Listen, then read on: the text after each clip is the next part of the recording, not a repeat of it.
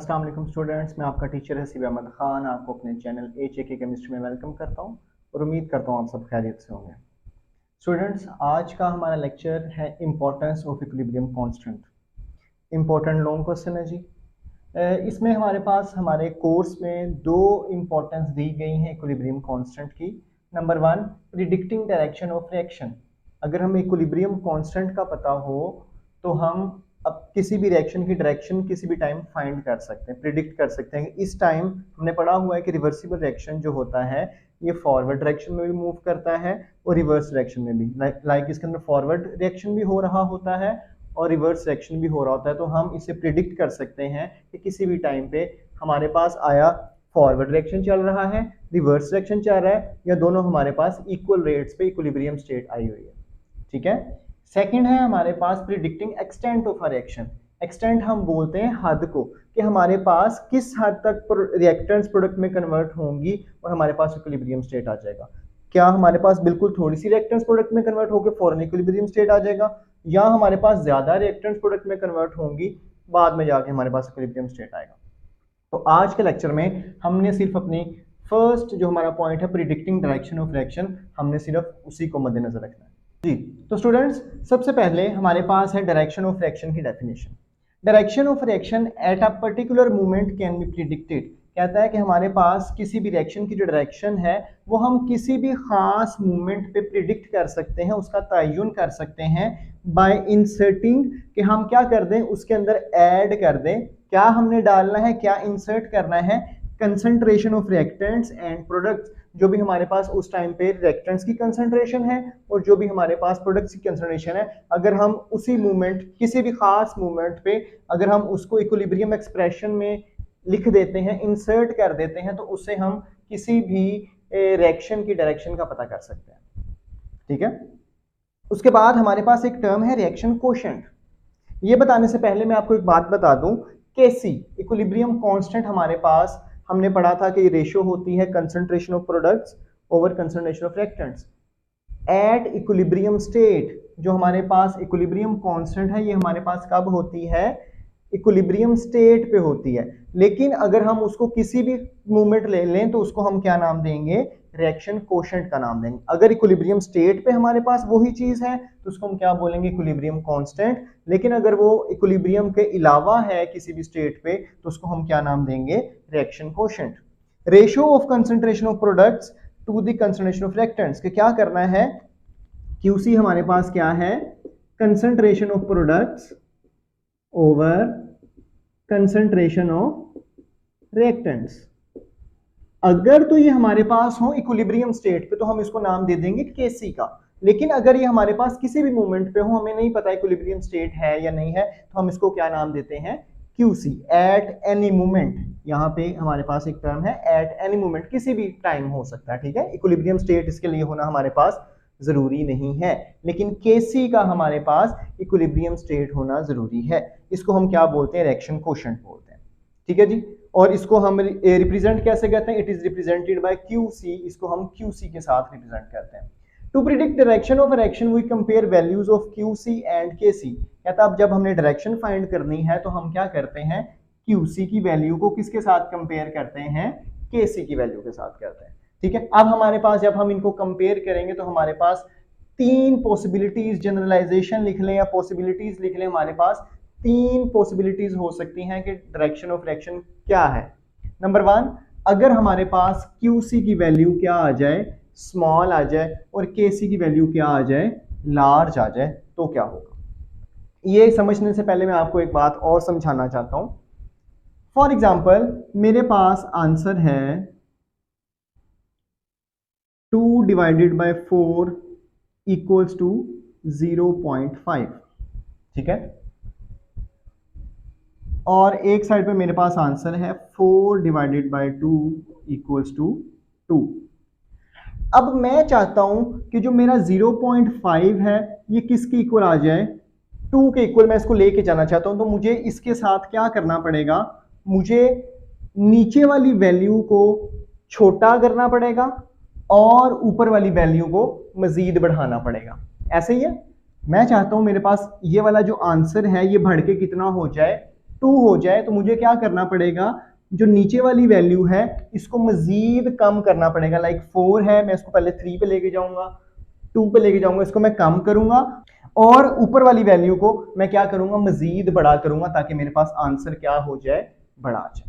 ठीक है, अब आपको पता है क्यूसी या केसी में हम ऊपर क्या लिखते हैं, प्रोडक्ट्स लिखते हैं और नीचे क्या लिखते हैं, रिएक्टेंट्स। अब मैं चाहता हूं मेरे पास इसका आंसर बड़ा हो जाए तो मैं क्या करूंगा, रिएक्टेंट्स कम करता रहूंगा और प्रोडक्ट्स को क्या करता रहूंगा, ज्यादा करता रहूंगा। तो ये हमारे पास ऐसा कब होता है, ये हमारे पास ऐसा होता है फॉरवर्ड रिएक्शन में। ठीक है, कि रिएक्टेंट्स आपके पास किस में कन्वर्ट होते हैं, प्रोडक्ट्स में कन्वर्ट होते हैं। तो वो कह रहा है कि अगर आपके पास QC की वैल्यू जो कि कितनी आई हमारे पास, फॉर एग्जांपल 0.5 आई और KC हमारे पास कितनी थी, 2 थी। हमें पता है कि हर reversible reaction equilibrium state achieve करता है। ठीक है, तो हमारे पास जो भी रिएक्शन हो रहा है उसने एट द एंड क्या अचीव करना है, इक्विलिब्रियम स्टेट ही अचीव करनी है। अब हमारे पास आंसर क्या है, 0.5। हम चाहते हैं कि बढ़ के, हम चाहते हैं या नहीं चाहते, ये इसने कहां पे जाना है, इसने 2 पे जाना है। ठीक है, तो इसको 2 पे जाने के लिए क्या करना पड़ेगा, अपने नीचे वाली वैल्यू को कम करना पड़ेगा, मतलब रिएक्टेंट्स को क्या करना पड़ेगा, कम करना पड़ेगा और प्रोडक्ट्स को क्या करना पड़ेगा, ज्यादा करना पड़ेगा। तो ये हमारे पास किस में होता है, ये हमारे पास होता है फॉरवर्ड रिएक्शन में। तो the reaction goes from left to right, ये रिएक्शन हमारे पास यहां से यहां, यानी कि लेफ्ट से राइट, मतलब हमारे पास फॉरवर्ड डायरेक्शन में मूव कर रहा होगा, लेफ्ट से राइट की तरफ मूव कर रहा है, लाइक मतलब फॉरवर्ड डायरेक्शन में मूव कर रहा है। ठीक है, इन फॉरवर्ड डायरेक्शन, ये हमारे पास क्या चलेगा, फॉरवर्ड डायरेक्शन में चलेगा ताकि क्या अटेन कर सके, इक्विलिब्रियम अटेन कर सके। ठीक है, इसी तरह अगर हमारे पास QC की वैल्यू ज्यादा है, फॉर एग्जांपल मेरे पास QC की वैल्यू है 8, फॉर एग्जांपल मेरे पास क्या है, QC की वैल्यू 8 है और KC की वैल्यू जी मेरे पास है कितनी, मैंने यहाँ पे लिखी 2 लिखी है। ठीक है, मैं यहाँ पे KC की वैल्यू कितनी लिख रहा हूँ, 2 लिख रहा हूँ। KC की वैल्यू हम कर लेते हैं कि हमने क्या किया, 4 डिवाइडेड बाय 2 किया तो हमारे पास वैल्यू क्या आ गई, 2 आ गई। और अब हमने यहाँ पे क्या किया, 8 डिवाइडेड बाय 1 किया, ये मैं QC की लिख रहा हूँ। ठीक है, ये मैं किसकी लिख रहा हूँ, QC की लिख रहा हूँ वैल्यू, और ये किसकी मैं लिख रहा हूँ, KC की लिख रहा हूँ। KC की वैल्यू मेरे पास 2 है और QC की वैल्यू मेरे पास कितनी है, 8 आ गई है जी। अब मैं क्या चाहता हूं, हमें पता है कि ये इस रिएक्शन ने क्या करना है, इक्विलिब्रियम स्टेट, ये 8 किसमें कन्वर्ट होना चाहेगा, 2 में कन्वर्ट होना चाहेगा। अब हम इस 8 को नीचे कैसे ला सकते हैं, 2 मेथड्स हैं हमारे पास। ये जो ऊपर वाली वैल्यू इसको हम कम करता रहें और जो नीचे वाली वैल्यू है इसको हम बढ़ा दें, तो ये किस में कन्वर्ट हो जाएगी, ये किसका आंसर क्या आ जाएगा, हमारे पास 2 आ जाएगा। ठीक है, अब ये हमारे पास क्या, ऊपर हम क्या लिखते हैं, प्रोडक्ट्स लिखते हैं, मैं यहीं पे लिख रहा हूं जी, ऊपर हम क्या लिखते हैं, प्रोडक्ट्स, और नीचे हम क्या लिखते हैं, रिएक्टेंट्स। मतलब अब हमें क्या करना पड़ेगा, प्रोडक्ट्स को कम करना पड़ेगा और रिएक्टेंट्स को हमें क्या करना पड़ेगा, बढ़ाना पड़ेगा। प्रोडक्ट्स को कम करना पड़ेगा और रिएक्टेंट्स को क्या करना पड़ेगा, ज्यादा करना पड़ेगा। तो ये हमारे पास किस डायरेक्शन में रिएक्शन चलेगा, फ्रॉम राइट टू लेफ्ट चलेगा, और इसको हम क्या बोलेंगे, हमारे पास कौन सा रिएक्शन चल रहा है, रिवर्स रिएक्शन चल रहा है, ताकि क्या कर सके, अपनी इक्विलिब्रियम स्टेट को अचीव कर सके। The reaction goes from right to left, ये रिएक्शन है हमारे पास राइट से लेफ्ट की तरफ मूव करेगा, इन रिवर्स डायरेक्शन, किस डायरेक्शन में मूव करेगा, रिवर्स डायरेक्शन में मूव करेगा, ताकि क्या कर सके, इक्विलिब्रियम अचीव कर सके।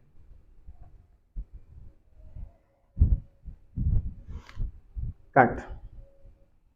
इसी तरह अगर हमारे पास दोनों की वैल्यू इक्वल आ गई, लाइक QC आपके पास क्या आ गया, KC की इक्वल आ गया, इसका मतलब हमारे पास है कि फॉरवर्ड और रिवर्स रिएक्शन दोनों जो हैं हमारे पास इक्वल रेट से चल रहे हैं। तो हम कह देंगे कि इस टाइम पे हमारे पास ऑलरेडी इक्विलिब्रियम स्टेट अचीव हो चुकी है। ठीक है, उसके बाद एग्जांपल है हमारे पास है, हाइड्रोजन और आयोडीन मिलके हमारे पास हाइड्रोजन आयोडाइड बनाते हैं। ठीक है, इसकी जो KC है वो हमारे पास कितनी है, 57 है।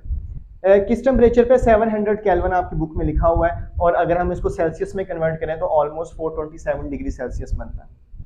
ठीक है, अगर हम 427 डिग्री सेल्सियस या 700 केल्विन पे ये रिएक्शन करवाते हैं तो हमारे पास KC की वैल्यू कितनी आती है, 57 आती है। ये हमें ऑलरेडी पता है। अब वो कहता है कि हम इस रिएक्शन को 700 केल्विन पे भी करवाना स्टार्ट करते हैं।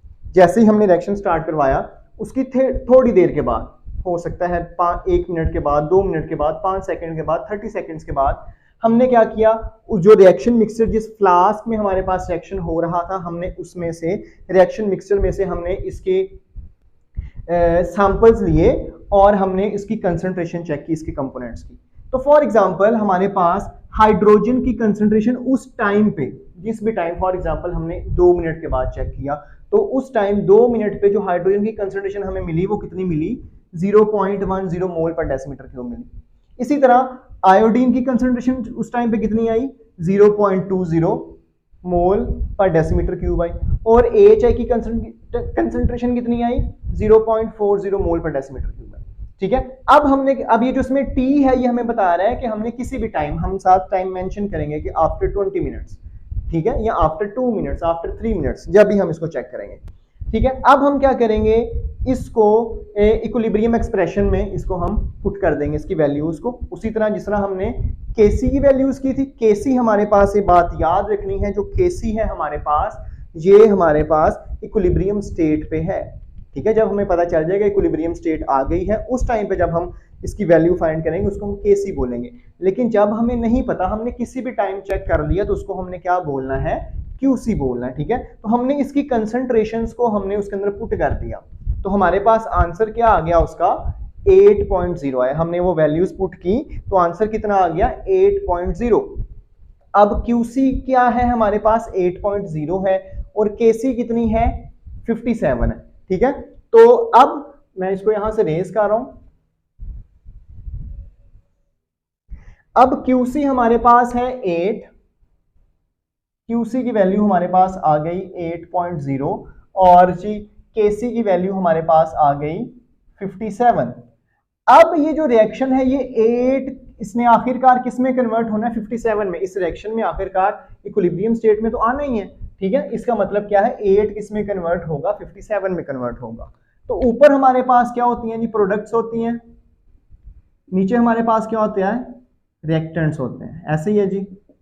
तो अब हमें क्या करना पड़ेगा, इस वैल्यू को मैं बढ़ा के 57, यानी कि इस वैल्यू को 8 को मैं किस में कन्वर्ट करवाना चाह रहा हूं, 57 में। तो हमारे पास क्या होगा, यहां पे मैं ये रिएक्शन में लिख रहा हूं, H2 + I2 है, ये किस में बन जाएगा, 2HI में। ठीक है, अब इस वैल्यू को बढ़ाना है मैंने, 8 को मैंने बढ़ाना है, तो मुझे क्या करना पड़ेगा, जो न्यूमरेटर है उसको मजीद बढ़ाना पड़ेगा, इसको मैं मजीद बढ़ाऊंगा, और इसको मैं क्या करूंगा, मजीद कम करूंगा। जब मेरे पास ऊपर वाली वैल्यू बढ़ेगी तो जाहिर बात है आंसर मेरे पास बढ़ता जाएगा। ये देखिएगा जरा, ये है जी मेरे पास 4/2। ठीक है, तो आंसर क्या आ जाएगा, 2 आ जाएगा। और इसी तरह अब मैं अगर ऊपर वाली वैल्यू को बढ़ाता हूं, 6 कर देता हूं, /2 ही करता हूं, तो आंसर अब क्या आ गया, 3 आ गया, पहले से बढ़ गया आंसर। अब एक और, इसी तरह अगर मैं क्या करता हूं, अब मैं ऊपर वाली वैल्यू को सेम रखता हूं, नीचे वाली को चेंज करूंगा। ठीक है, इसको मैं लिखता हूं जी 4/2, तो आंसर मेरे पास क्या आ गया, 2। लेकिन अगर मैं इसको करता हूं 4/1, नीचे वाली वैल्यू को मैंने मजीद कम कर दिया, तो मेरे पास आंसर क्या आ जाएगा, 4। ठीक है, तो अब मैं इस वैल्यू को बढ़ाना चाह रहा हूं, तो मैं न्यूमरेटर को मजीद बढ़ाऊंगा और डिनोमिनेटर को क्या कर दूंगा, मजीद कम कर दूंगा। इट मींस आपके पास रिएक्टेंट्स कम होंगे और प्रोडक्ट्स क्या हो जाएंगे, मजीद बढ़ जाएंगे। वो हमारे पास कब होता है, रिएक्टेंट्स कम होने हैं, इट मींस रिएक्टेंट्स किस में कन्वर्ट होंगे, प्रोडक्ट में कन्वर्ट होंगे। तो इस एग्जांपल से हमें ये पता चलेगा कि उस टाइम पे हमारे पास कौन सा रिएक्शन चलेगा, फॉरवर्ड रिएक्शन चलेगा, ताकि हमारे पास क्या आ सके, इक्विलिब्रियम स्टेट आ सके। ठीक है, ये भी देख लें, Qc की वैल्यू कम है, Kc की वैल्यू ज्यादा है। If Qc is less than Kc, the reaction goes from left to right. The reaction goes from left to right in forward reaction। तो हमारे पास ये रिएक्शन जो है किस रिएक्शन में चलेगा, फॉरवर्ड रिएक्शन में चलेगा। जी मैं उम्मीद करता हूँ आपको ये लेक्चर समझ आया होगा, और अगर कोई भी आपको कंफ्यूजन हो तो आप ज़रूर कमेंट सेक्शन में पूछ सकते हैं। नेक्स्ट वीडियो तक के लिए अल्लाह हाफिज़।